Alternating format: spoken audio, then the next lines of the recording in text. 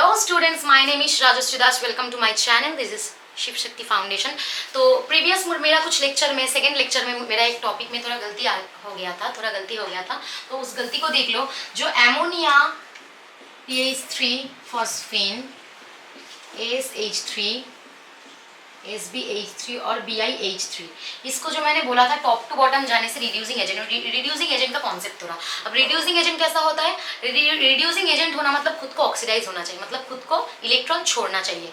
अब जब तुम खुद इलेक्ट्रॉन कोई छोड़ेगा, जब इलेक्ट्रॉन कोई छोड़ेगा तब जो छोड़ रहा है जो इलेक्ट्रॉन वो दूसरे को लेने के लिए हेल्प करेगा, तो मतलब कोई दूसरा उसको लेगा। जब लेगा तो वो दूसरा वाला आदमी, दूसरा वाला जो एलिमेंट है जो भी है, वो इलेक्ट्रॉन लेके रिड्यूस हो जाएगा। मतलब जो छोड़ रहा है वो is a strong reducing agent. तो ग्रुप 15 का जब हम हाइड्राइड में जब हम ऊपर से नीचे जाते हैं तब रिड्यूसिंग प्रॉपर्टी इंक्रीज करता है। रिड्यूसिंग प्रॉपर्टी क्या इंक्रीज करता है? Because of the mismatch of the orbitals of bismuth and hydrogen. Bismuth बड़ा साइज का है, हाइड्रोजन छोटा साइज का है, तो हाइड्राइड आयन अच्छे से डोनेट करेगा। इसलिए क्या है, रिड्यूसिंग प्रॉपर्टी ऊपर से नीचे क्या करता है, ऊपर से नीचे क्या करता है, इंक्रीजेस।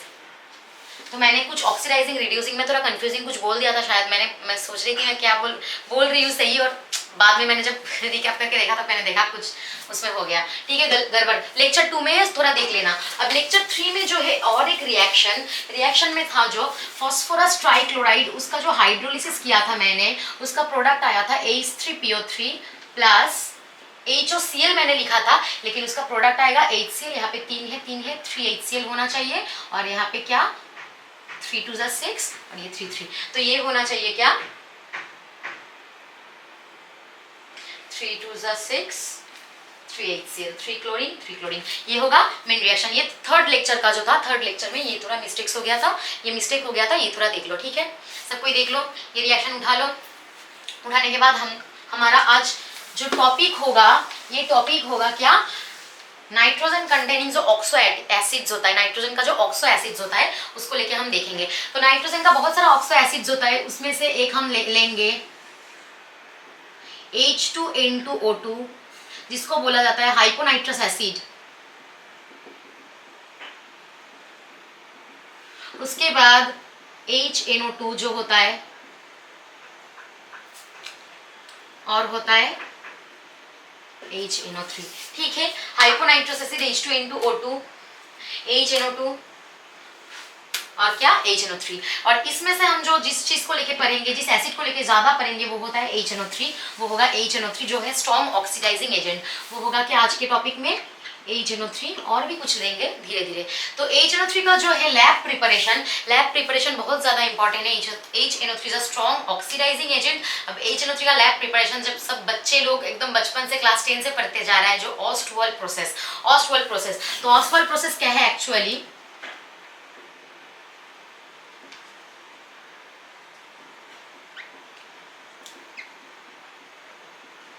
ये क्या होता है बेसिकली, एमोनिया के साथ atmospheric oxygen with the help of platinum और रोडियम कैटलिस्ट, प्लैटिनम और रोडियम कैटलिस्ट 500 केल्विन, सॉरी ऐसा कुछ हो ही जाता है, ऊपर से नीचे गिर जाता है, थोड़ा बहुत देख लो। ठीक है, 500 केल्विन और करीब 9 बार प्रेशर में क्या जनरेट करता है, ये NO प्लस H2O। ठीक है, NO प्लस H2O। अभी ये NO फिर से O2 के साथ रिवर्सिबल रिएक्शन करेगा, करके बनाएगा क्या NO2। ठीक है, ये NO ऑक्सीजन के साथ रिएक्शन करके फिर से बनाएगा क्या, N2 अगर होगा यहाँ पे N, तो यहाँ पे 2N, ये बैलेंसिंग। अब हर एक रिएक्शन में मेरे लिए पॉसिबल नहीं है बैलेंसिंग करना, क्योंकि बहुत टाइम जाता है। तो स्टूडेंट्स को आना चाहिए बैलेंसिंग। 11 12 में हो गया यार, बैलेंसिंग थोड़ा बहुत कर लो, वरना एग्जाम के हॉल में एकदम बैलेंस करके प्रैक्टिस करना बोर्ड के एग्जाम में, लेकिन बैलेंसिंग करना मस्ट है। मैं सब रिएक्शन करती जाऊंगी, बहुत सारा रिएक्शन है, बैलेंस छोड़ के मैं करूंगी थोड़ा बहुत। ये ऑस्वाल्ड प्रोसेस, ब्राउन रिंग, उसमें थोड़ा मैं बैलेंसिंग करूंगी, बाकी सारा रिएक्शन में मैं प्रोडक्ट दूंगी। जो प्रोडक्ट कॉम्पिटिटिव एग्जाम के हिसाब से बहुत ज्यादा इंपॉर्टेंट है, वो जानना चाहिए। लेकिन तुम सब कोई घर में बैलेंसिंग के साथ रिएक्शन करोगी। बैलेंसिंग करके कोई अगर प्रॉब्लम आया तो मुझे पर्सनली टेक्स्ट करना जरूर करना। टेक्स्ट करना मतलब यूट्यूब में ही मुझे कॉमेंट में डाल देना कि ये प्रॉब्लम आ रहा है, तो मैं वो दिखा दूंगी, ठीक है। अब जो NO2 के साथ रिएक्शन कर रहा है, रिवर्सिबल रिएक्शन O2 फॉर्म कर रहा है। अब ये NO2 फर्दर पानी के साथ रिएक्शन जब वाटर में डिसॉल्व होगा, NO2 जो वाटर में डिसॉल्व होगा तो बनाएगा क्या, 2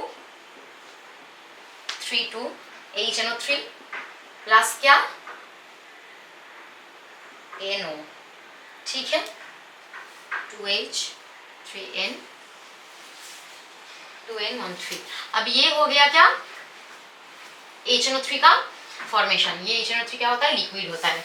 HNO3 क्या होता है, लिक्विड, क्योंकि NO2 को हम पानी में डिसॉल्व कर रहे हैं, पानी में डिसॉल्व कर रहे हैं और बना रहे हैं क्या, HNO3, और NO का प्रोडक्शन हो रहा है। तो this method is called Oswald process for the production of HNO3, ठीक है। ये बहुत इंपॉर्टेंट प्रोसेस है लैब प्रिपरेशन के लिए, और ये HNO3 का प्रिपरेशन हम क्लास 10 में भी कर चुके हैं, ठीक है। ये सारा सब कुछ छाप लो, जल्दी से छाप लो, ठीक है, सारा सब कुछ छाप लो।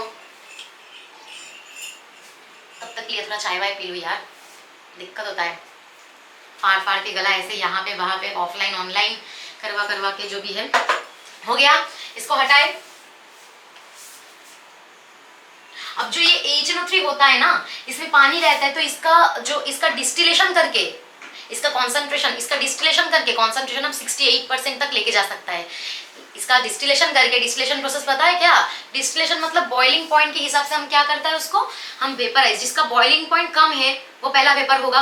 अब जो वेपर होगा उसको कंडेंसर में हम कंडेंस कर लेंगे, कंडेंस करके उसको लिक्विड फेज में लेके आएंगे, इसको बोला जाता है डिस्टिलेशन प्रोसेस। तो लिक्विड फेज में लेके आने के बाद इसका परसेंटेज HNO3 का क्या होता है, 68% तक बाई मास, 68% बाई मास हम लेके आ सकते हैं, ठीक है। अब उसके बाद उसको 98% तक कैसे लाएंगे हम, H2SO4 के साथ रिएक्शन करके, H2SO4 के साथ हाइड्रोलिसिस रिएक्शन करके हम उसको 98% कंसंट्रेशन उसका इंक्रीज कर सकते हैं, HNO3 का फर्दर इंक्रीज कर सकते हैं हम, ठीक है। बाई मास, बार बार बोल रही हूँ, 68% बाई मास डिस्टिलेशन करके हम ला सकते हैं। उसके बाद 98% जो होगा डिस्टिलेशन कैसे करेंगे, H2SO4 का हाइड्रोलिसिस वाटर में डिसॉल्व करके, ऐसे करके हम क्या उसको 98% बाई मास लेके उसका कंसंट्रेशन, HNO3 का कंसंट्रेशन ला सकते हैं। तो हो गया ऑसवाल्ड प्रोसेस, इसको हटाए, इसको हटाना चाहिए। अब HNO3 तो देख लिए, अब HNO3 का स्ट्रक्चर भी देख लेते हैं। अब गैसियस फेज में HNO3 का स्ट्रक्चर होता है प्लानर। HNO3 का स्ट्रक्चर कैसा होता है, प्लानर। ये इंपॉर्टेंट है, देखो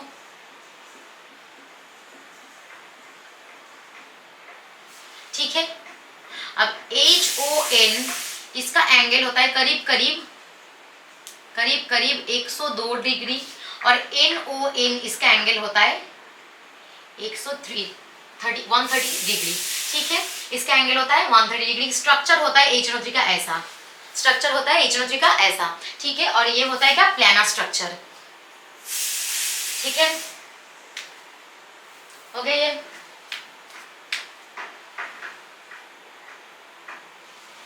अब HNO3 ये तो हो गया। अब HNO3 कुछ मेटल के साथ भी रिएक्शन करता है, कुछ नॉन मेटल के साथ भी रिएक्शन करता है। अब मेटल में से कुछ ले लेते हैं हम, कुछ मेटल, HNO3 का मेटल के साथ रिएक्शन विथ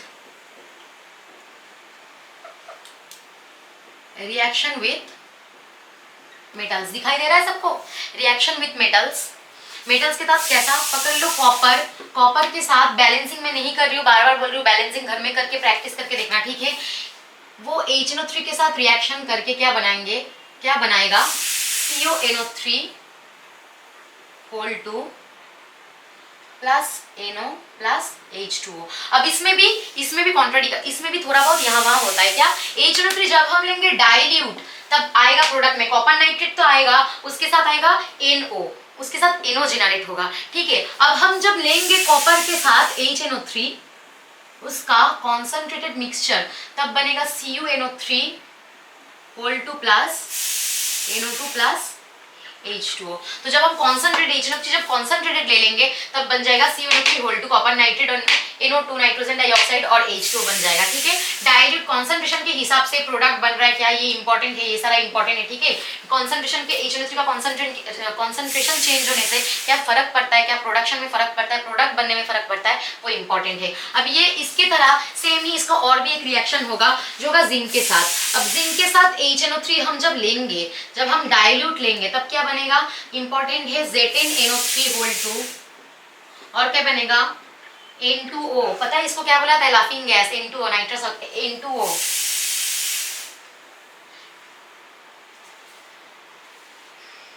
और H2O, ठीक है। जब डाइल्यूट लेते हैं, डाइल्यूट HNO3, अब जब Zn में हम HNO3 लेते हैं और इसमें कॉन्सेंट्रेटेड HNO3 लेते हैं, तब बनता है ZnNO3 whole two plus NO2 plus H2O, ठीक है। ये रिएक्शन देख लो सभी, छाप लो सारा ये रिएक्शन, ये इंपॉर्टेंट है, ये रिएक्शन इंपॉर्टेंट है।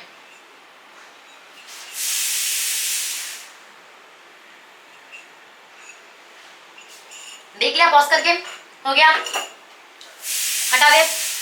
चलो, अब मेटल के साथ रिएक्शन हम देख लिए, तो नॉन मेटल के साथ भी क्यों बाकी रहे भाई? नॉन मेटल के साथ भी तो रिएक्शन दिखाता है HNO3, कुछ दिखा दीजिए मैम, कुछ दिखा दीजिए।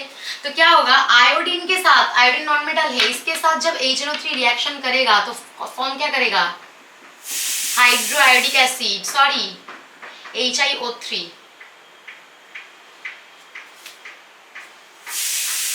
प्लस I2 प्लस HNO3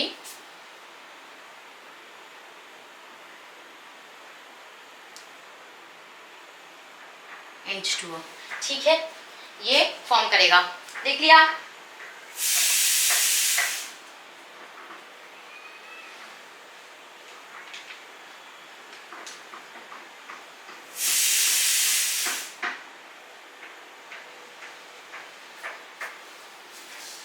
हो गया, ठीक है। फिर कार्बन नॉन मेटल उसके साथ भी रिएक्शन करेगा, क्या बनेगा?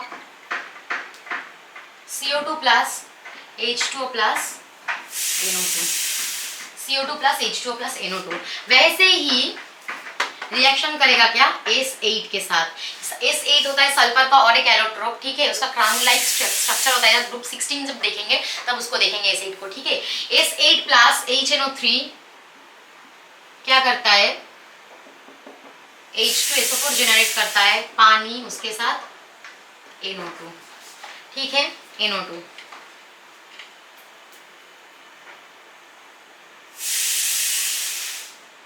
हो गया, छाप लिया? अब देखो, फास्फोरस के साथ HNO3 भी रिएक्शन करेगा,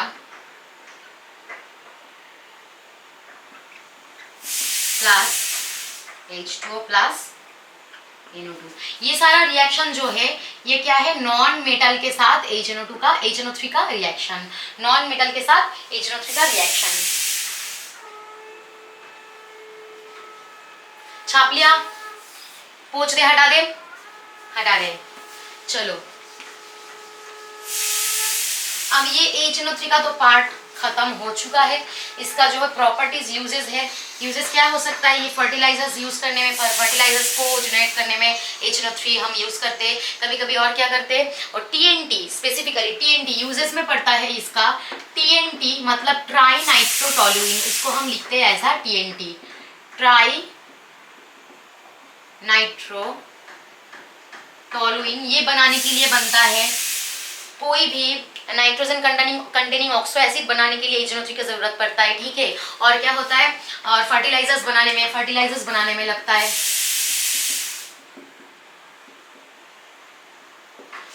ठीक है, ऑक्सो एसिड बनाने में लगता है, इन कंटेनिंग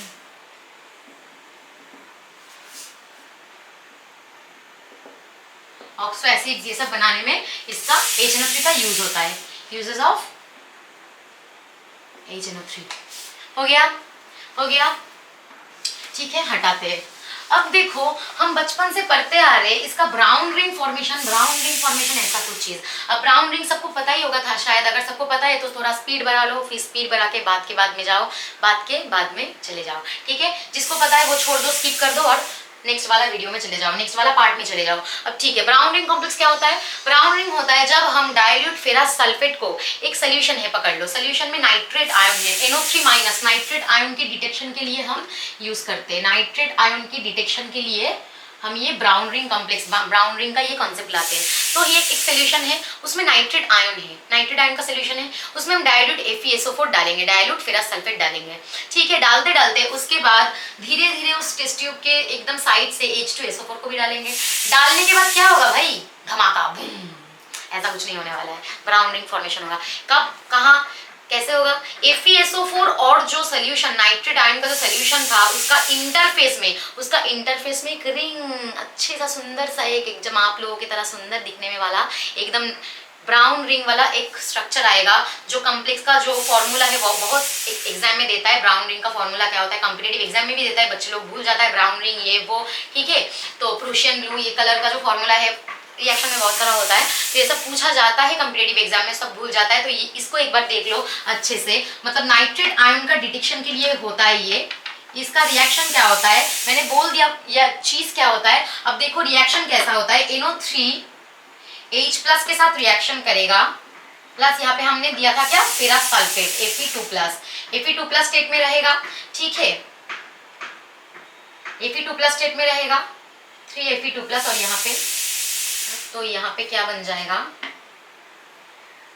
NO Fe3+ और बनेगा क्या, H2O। तो 4 2 2 4 H2O। ठीक है, और यहाँ पे क्या है 4N 3 और यहाँ पे NO3 कितना होना चाहिए, यहाँ पे 3 है तो यहाँ पे वो है NO3, यहाँ पे N तो एक है तो NO एक होने से चलेगा, और यहाँ पे Fe3 तो यहाँ पे भी 3 होगा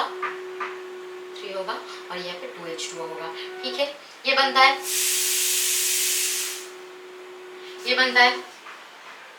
Fe3+ oxidise Fe2+ ferrous sulphate का ऑक्सीडाइज होके Fe3+ हो गया। ठीक है, अब इसके बाद जो NO का फॉर्मेशन हुआ है वो क्या करेगा,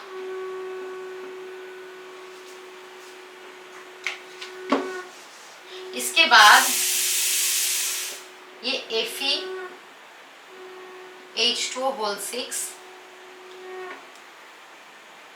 2+ वही बना हुआ NO के साथ रिएक्शन करेगा, करने के बाद FeH2O5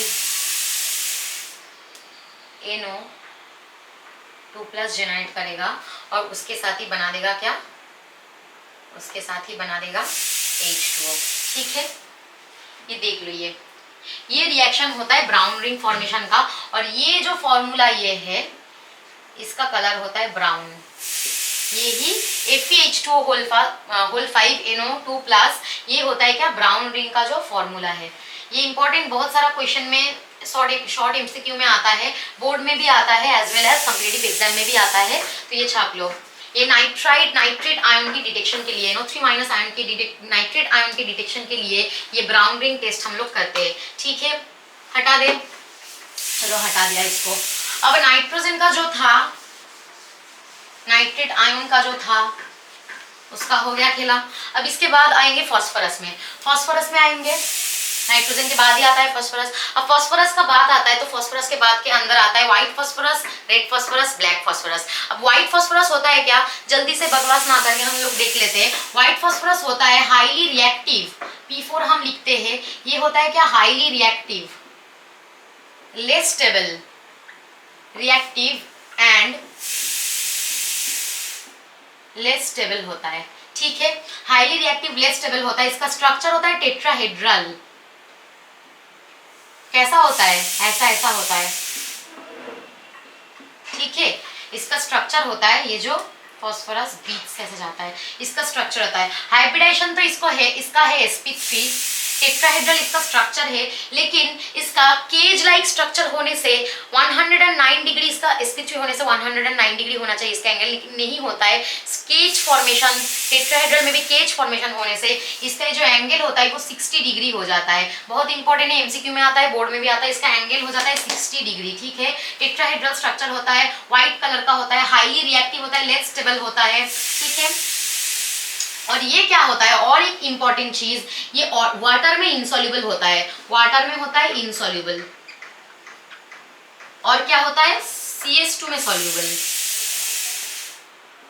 CH2 में होता है सॉल्यूबल। अब ये चीज भी इंपॉर्टेंट है, CH2 में सॉल्यूबल होने के बाद इसका क्या होता है, एक ग्लो करता है, शाइन देता है, जो केमिलुमिनेसेंस प्रॉपर्टी शो करता है। तो ये व्हाइट फास्फोरस क्या करता है, व्हाइट फास्फोरस क्या करता है, वाटर में इनसॉल्युबल होता है और क्या सॉल्युबल हो जाता है CH2 में सॉल्युबल होने के बाद वो ग्लो करता है, वो केमिलुमिनेसेंस प्रॉपर्टी शो करता है। तो सब कुछ देख लो, व्हाइट फास्फोरस के बारे में ये सब देख लो। उसका लैब का प्रिपरेशन भी हम देखेंगे आज, ठीक है। अब लैब का प्रिपरेशन देखेंगे कैसे बनता है ये।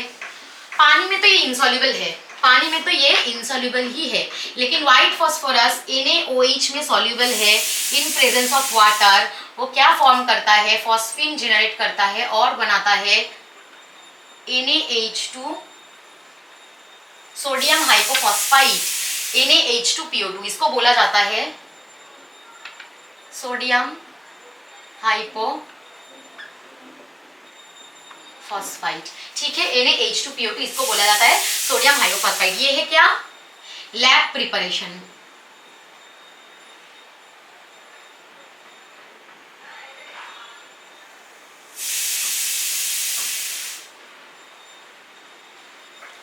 लैब प्रिपरेशन तो नहीं बोलेंगे भाई, क्योंकि हम व्हाइट फास्फोरस को यूज कर रहे हैं। प्रिपरेशन किसका हो रहा है, फॉस्फीन का हो रहा है और सोडियम हाइपोफॉस्फाइट का हो रहा है। ये फास्फोरस का, व्हाइट फास्फोरस का एक रिएक्शन है, इंपॉर्टेंट रिएक्शन है, ये बहुत इंपॉर्टेंट रिएक्शन है, वेरी वेरी, ठीक है। व्हाइट फास्फोरस का ये रिएक्शन है, इंपॉर्टेंट रिएक्शन है। लेकिन अब व्हाइट फास्फोरस क्या करेगा, वो इन्फ्लेमेबल है, हाईली इन्फ्लेमेबल है। तो जब ऐसे ओपन रखेंगे, ओपन तो नहीं रख सकते फिलहाल, तो ओपन जब रखेंगे तो वो व्हाइट फास्फोरस O2 के साथ रिएक्शन करके क्या जनरेट करता है, P4O10 जनरेट करता है। ये भी रिएक्शन बहुत इंपॉर्टेंट है। P4 एयर कैची है, एयर में ऑक्सीजन के साथ कैची है, हाईली इन्फ्लेमेबल है, ऑक्सीजन के साथ रिएक्शन करके वो P4O10 बनाता है, ठीक है। देख लो ये रिएक्शन हो गया, ठीक है। हटाते हैं इसको।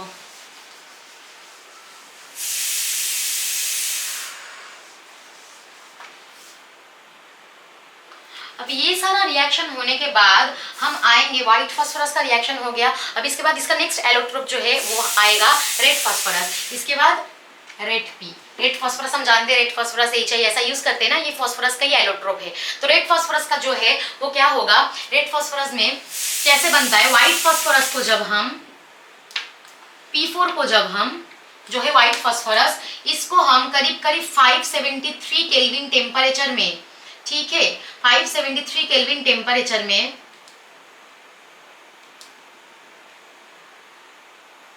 इसको हीट करेंगे, ठीक है। 573 केल्विन टेम्परेचर में इसको हीट करेंगे तो इसका एक पॉलीमरिक चेन, फास्फोरस का P4 का एक पॉलीमरिक चेन बनेगा, जिसका स्ट्रक्चर कैसा होगा, फिर ये बाइंड करेगा एक और फास्फोरस P4 से, ऐसा ऐसा करके इसका चेन फॉर्मेशन हो जाएगा, ठीक है। और ये क्या है, ये तो व्हाइट फास्फोरस से लेस रिएक्टिव है और इससे लेस रिएक्टिव है, और व्हाइट फास्फोरस से थोड़ा ज्यादा स्टेबल है, लेकिन ये वाटर और CH2 दोनों में ही इंसॉल्युबल है। ये इंसॉल्युबल है H2O एंड CH2 दोनों में क्या है, इंसॉल्युबल है। रेड फास्फोरस H2O और CH2 दोनों में ही इंसॉल्युबल है। इसका स्ट्रक्चर ऐसा चेन फॉर्म करता है 573 केल्विन में, उसको अगर हीट कर दे हम तो इसका फॉर्मेशन हो जाता है। व्हाइट फास्फोरस को अगर 573 केल्विन टेम्परेचर में हीट कर दे तो इसका फॉर्मेशन हो जाता है, ठीक है। और ये कोई केमिलुमिनेसेंस प्रॉपर्टी भी शो नहीं करता है, ग्लो वो नहीं करता है, ठीक है, ग्लो नहीं करता है, वो सिर्फ व्हाइट फास्फोरस करता है, वो भी CH2 सॉल्वेंट में जब डिसॉल्व करेंगे तब वो ग्लो करेगा, केमिलुमिनेसेंस प्रॉपर्टी जनरेट करेगा, जो रेड फास्फोरस नहीं करता है। इसको छापने के बाद लास्ट में हम आएंगे वो है ब्लैक फास्फोरस, ठीक है, ब्लैक फास्फोरस। अब ये क्या है, ब्लैक फास्फोरस का दो भाग है, एक अल्फा ब्लैक एक बीटा ब्लैक, ठीक है। अब अल्फा ब्लैक कैसा होगा, अल्फा ब्लैक फास्फोरस कैसे बनेगा, ये बनेगा रेड फास्फोरस को अगर हम 803 केल्विन टेम्परेचर में सील्ड सील्ड ट्यूब में हीट करेंगे, ठीक है, तो ये बन जाएगा क्या, रेड फास्फोरस को 803 केल्विन में सील्ड ट्यूब में अगर हम हीट करेंगे तो वो बना देगा क्या, अल्फा ब्लैक फास्फोरस, ठीक है। और वही हम अगर यहाँ पे रेड के जगह व्हाइट फास्फोरस ले ले, व्हाइट फास्फोरस ले ले और उसको अगर 473 केल्विन में इनर्ट एटमॉस्फेयर में हीट करे, इनर्ट एटमॉस्फेयर में हीट करे तो उसका दो क्रिस्टल जनरेट करेगा, वो ओपैक होगा और क्रिस्टल का स्ट्रक्चर होगा मोनोक्लिनिक और rhombohedral. Opaque, monoclinic and opaque, monoclinic and rhombohedral structure generate करेगा। व्हाइट फास्फोरस को हीट करने से बीटा ब्लैक फास्फोरस जनरेट होगा, बीटा ब्लैक फास्फोरस जनरेट होगा, जो होगा ओपैक, मोनोक्लिनिक और रोम्बोहेड्रल क्रिस्टल जनरेट करेगा। वो इसका क्रिस्टल होगा क्या, रोम्बो, क्रिस्टल का स्ट्रक्चर क्या होगा, बीटा ब्लैक का, रोम्बोहेड्रल और मोनोक्लिनिक, ठीक है। जब हम व्हाइट फास्फोरस को हीट करेंगे और रेड फास्फोरस को हीट अगर करेंगे तो वो क्या, अल्फा ब्लैक फास्फोरस जनरेट कर देगा, ठीक है। ये सब हो गया, ये सब फास्फोरस का जो हो गया, व्हाइट, ब्लैक और रेड फास्फोरस का हम लोग देख लिए। अब यहाँ पे जो आएंगे नेक्स्ट टॉपिक वो होगा फॉस्फीन, PH3 फॉस्फीन। इसका लैब प्रिपरेशन हम पहले ही देख लिए, जो व्हाइट फास्फोरस का जो हाईली रिएक्टिव, उसका जो रिएक्शन दिखाया था मैंने, ठीक है, उसका रिएक्शन जो मैंने दिखाया था, अब वो वही रिएक्शन रिपीट करेंगे लैब में। जो प्रिपरेशन होता है इसका, P4 plus NaOH plus H2O में क्या जनरेट होता है, PH3 प्लस NaH2PO2, सोडियम हाइड्रोफॉस्फाइड और PH3 जनरेट होता है। जो PH3 फॉस्फीन ये भी होता है क्या,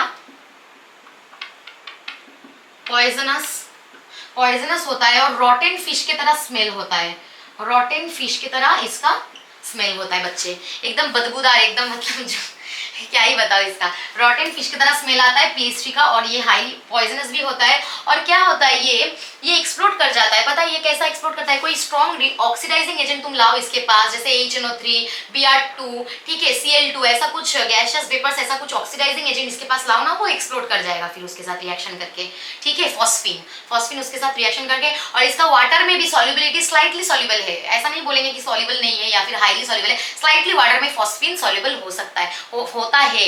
PH3 slightly soluble in water, PH3 क्या होता है,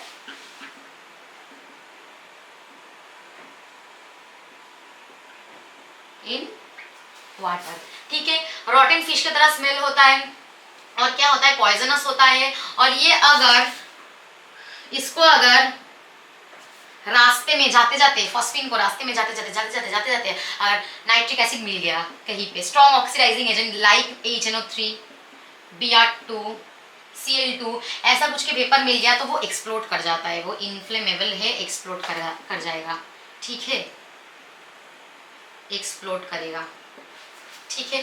देख लिया फॉस्फीन के बारे में थोड़ा, फॉस्फीन के रिएक्शन भी देख लेते हैं थोड़ा, उठा दे, मिटा दे। अब इसका थोड़ा रिएक्शन भी देख लेते हैं।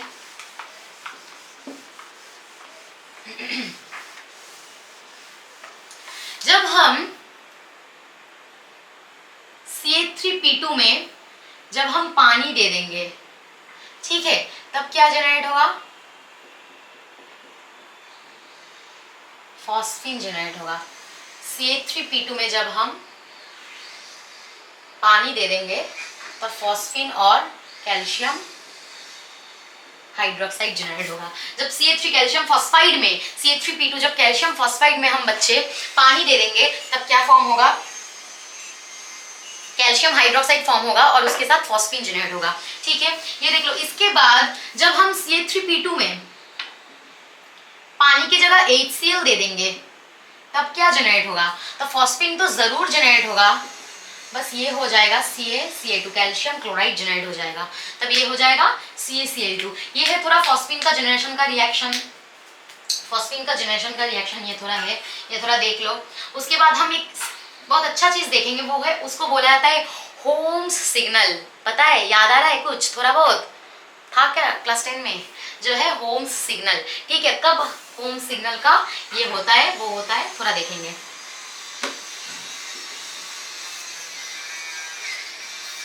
होता है ये होम सिग्नल, कैसा फॉर्म होता है ये।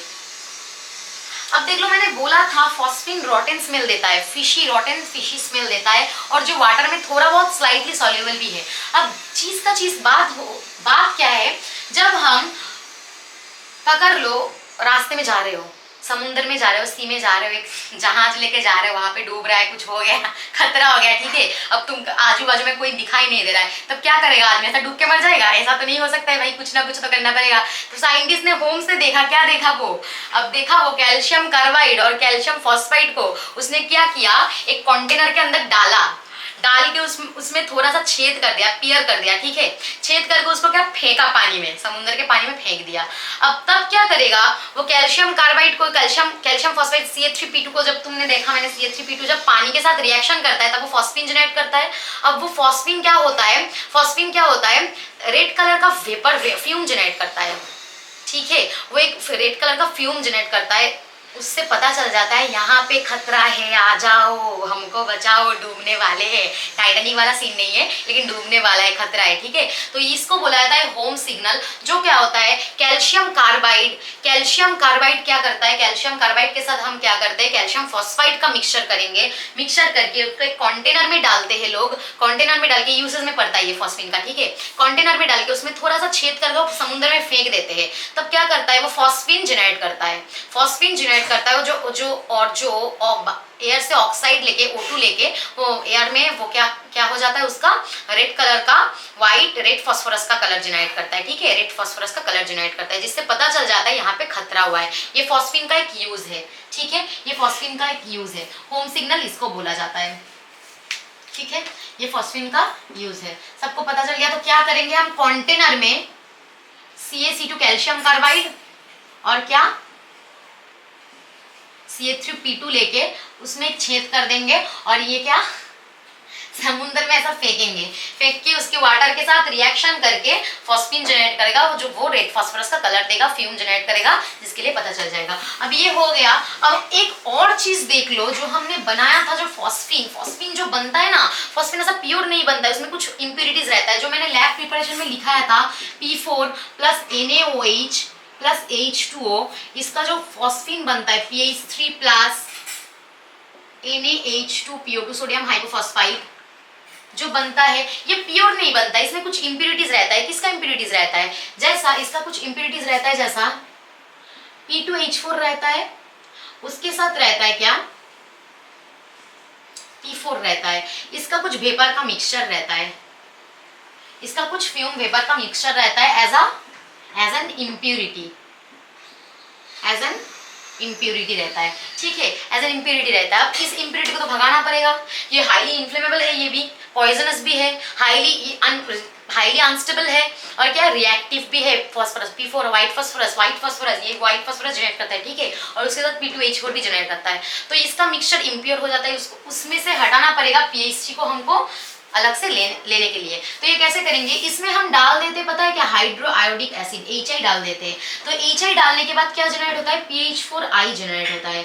अब ये PH4I फर्दर क्या करेगा, PH4I फर्दर KOH के साथ रिएक्शन करेगा, PH4I फर्दर इसके ऊपर हम फिर KOH डालते हैं, KOH के साथ फिर PH4I रिएक्शन करके क्या बनाता है, फॉस्फीन प्लस पानी, फॉस्फीन प्लस पानी,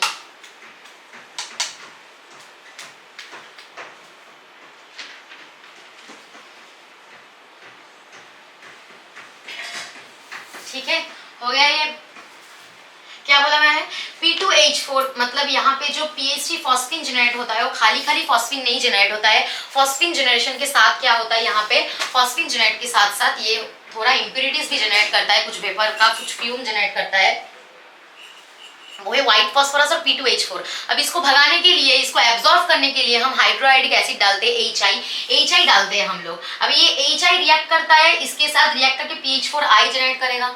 अब ये PH4I को उसके ऊपर फिर से हम KOH डालेंगे, बेस है। अब KOH डालने के बाद क्या बनता है, फॉस्फीन, प्योर फॉस्फीन हमको मिलता है, H2O मिलता है, और हाँ ये K तो है, इसमें से हम KI भी मिलेगा इसमें, ठीक है। पोटेशियम आयोडाइड भी मिलेगा, KI भी मिलेगा।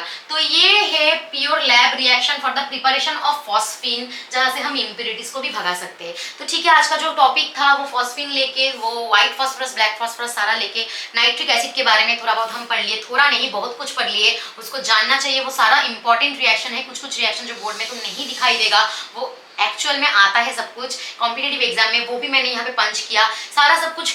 पूरा पी ब्लॉक खत्म होने के बाद मैं लेके आऊंगी धमाकेदार, एकदम तैयार रखना, एकदम धमाकेदार वीडियोस लेके आऊंगी। उसमें क्वेश्चंस रहेगा पीवीएस सीएस के, कुछ जेईई मेंस एडवांस और नीट का क्वेश्चन उसके साथ लेके आएंगे, थोड़ा बहुत क्वेश्चंस, वो सब हम क्वेश्चन के साथ प्रैक्टिस भी करते रहेंगे, उसका आंसर भी करते रहेंगे। तब तक के लिए पढ़ते रहिए, स्वस्थ रहिए, और क्या, माँ बाप का ख्याल भी रखिए, मम्मी पापा का ख्याल में रखिए। Good bye.